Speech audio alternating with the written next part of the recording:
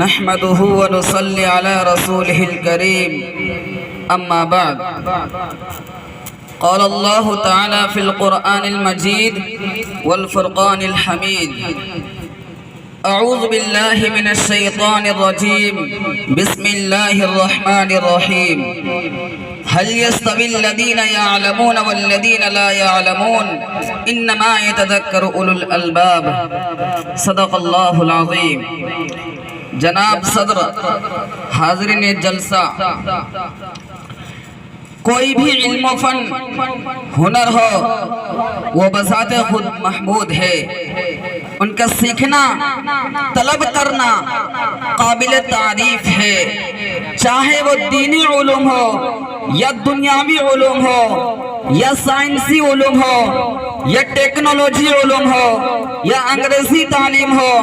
یا اور کوئی بھی علم، تمام علوم فی نفسہ مستحسن اور لائق حصول ہے۔ ہاں، اگر آپ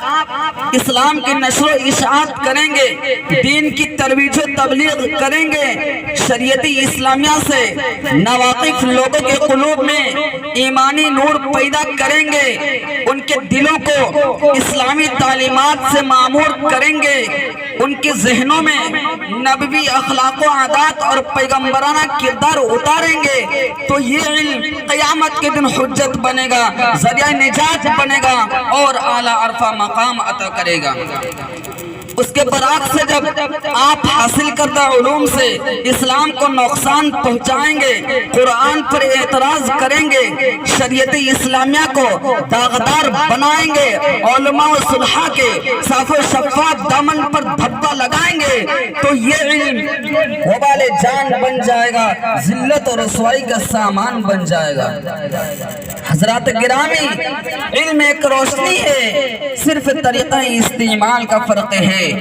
اگر حاصل کردہ علوم کو کار خیر میں لگائیں گے تو باعث خیر بن جائے گا، اور اگر کار شر میں لگائیں گے تو باعث شر بن جائے گا۔ لہذا حصول علم کے اندر خیر بھی ہے، شر بھی ہے، علم رحمت خداوندی کا ذریعہ بھی ہے اور غضب الہی کا سبب بھی ہے۔ اس لیے آپ شوق سے اپنے بچے کو اسکولوں میں پڑھائیں، آپ اپنے بچے کو کالجوں میں ایڈمیشن دلوائیں، آپ اپنے بچے کو ڈاکٹر بنائیں، آپ اپنے بچے کو انجینئر بنائیں، آپ اپنے بچے کو سائنس بنائیں، آپ اپنے بچے کو گریجویشن کرائیں، آپ اپنے بچے کو بڑی بڑی ڈگریاں دلوائیں، اس پر کوئی اشکال نہیں۔ آپ کو سب کچھ کرنے کی اجازت ہے، خوب کمائیں، خوب ترقی کریں اور علوم و فنون پر مہارت پیدا کریں، مگر اکبر الہ آبادی کا پیغام ذہنوں میں رکھیں۔ تم شوق سے کالج میں پڑھو، پارک میں کھیلو،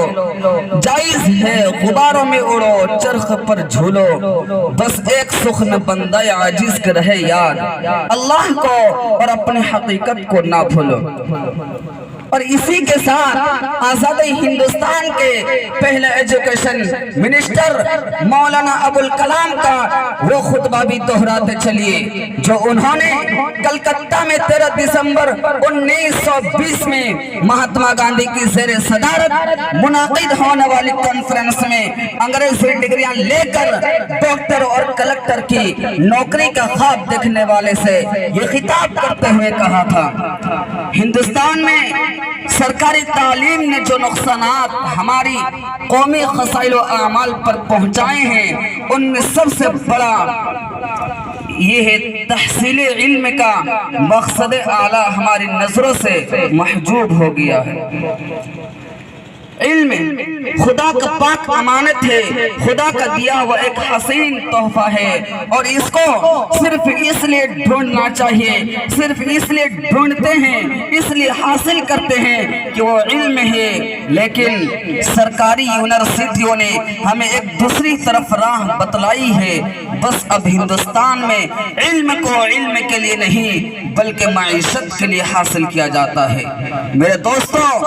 اگر آپ آپ اپنی حقیقت کی بقا چاہتے ہیں اور علم کو خدا کی امانت سمجھتے ہیں تو علوم جدیدہ سے پہلے اسلامی علوم حاصل کرے، کالجوں میں ایڈمیشن سے پہلے دینی علوم سے آراستہ ہو جائے، اسلامی علوم سے آراستہ ہو جائے، کیونکہ دنیاوی علوم صرف اسی وقت مفید اور کارآمد ثابت ہوں گے جبکہ ہم ان سے دینی خدمت انجام دیں گے، اسلامی قلعہ کی حفاظت کریں گے، قرآنی تعلیمات کو عام کریں گے۔ تو اس کے لیے سب سے پہلے ہمیں قرآن سیکھنا ہوگا، حدیثیں پڑھنی ہوگی، شرعی مسائل سے آگاہ ہونا ہوگا، اور یہ جانکاری آپ کو اسکولوں سے نہیں ملے گی، یہ جانکاری آپ کو کالجوں سے نہیں ملے گی، بلکہ صرف اور صرف یہ جانکاری آپ کو مدارس میں اور علماء و صلحاء کی صحبت میں ملے گی، مدارس و مساجد کی چہار دیواروں میں ملے گی۔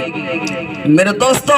آج والدین کو اپنی اولاد سے شکوہ ہے، میرا بیٹا میری بات نہیں مانتا، گھر کا کام نہیں دیکھتا، سنیما بینے سے باز نہیں آتا، کاروبار کو نہیں سنبھالتا، اور ماں کو بیٹی سے شکایت ہے، وہ خانگی امور انجام نہیں دیتی، پارکوں میں جاتی ہے، کلبوں میں جاتی ہے، ہاتھ بسکٹ اور نیم یا بلاؤز میں نکلتی ہے، سر پر کبھی تو پٹا نہیں رکھتی ہے، بے حیائی بے پردگی کے ساتھ باہر نکلتی ہے، اور یہ کمی آپ کے والدین کی ہے، اس کے ذمہ دار آپ ہیں، کیونکہ آپ نے شروع ہی سے اپنے بچے کو ایسے اسکولوں میں بھیجا، ایسے کالجوں میں بھیجا جہاں مغربی تہذیب پروان چڑھتی ہے، جہاں بے حیائی بے پردگی فروغ پاتی ہے، جہاں سے برائیاں جنم لیتی ہے، جہاں سے نافرمانیاں پیدا ہوتی ہے۔ ایسے ماحول میں اولاد والدین کی اطاعت کیسے کر سکتی ہے جبکہ بچپن ہی سے اس پر مغربی تہذیب کا حملہ ہو چکا ہے؟ اس لیے اگر آپ اپنی اولاد کی اطاعت چاہتے ہیں، اگر آپ اپنی اولاد کی محبت چاہتے ہیں، اگر آپ کی خواہش ہے کہ اس کے اخلاق اسلامی ہو جائے، ان کے لباس اسلامی ہو جائے، تو آپ کو سب سے پہلے انہیں اسلامی احکام سکھائے، ان کا رخ ان اداروں کی طرف کیجئے جہاں والدین کی اطاعت سکھائی جاتی ہے۔ وَبِالْوَالِدَيْنِ إِحْسَانًا کا درس دیا جاتا ہے، وَلَا تَقُلْ لَهُمَا اُفٍّ وَلَا تَنْهَرْهُمَا وَقُلْ لَهُمَا قَوْلًا كَرِيمًا کا حکم بتایا جاتا ہے۔ میرے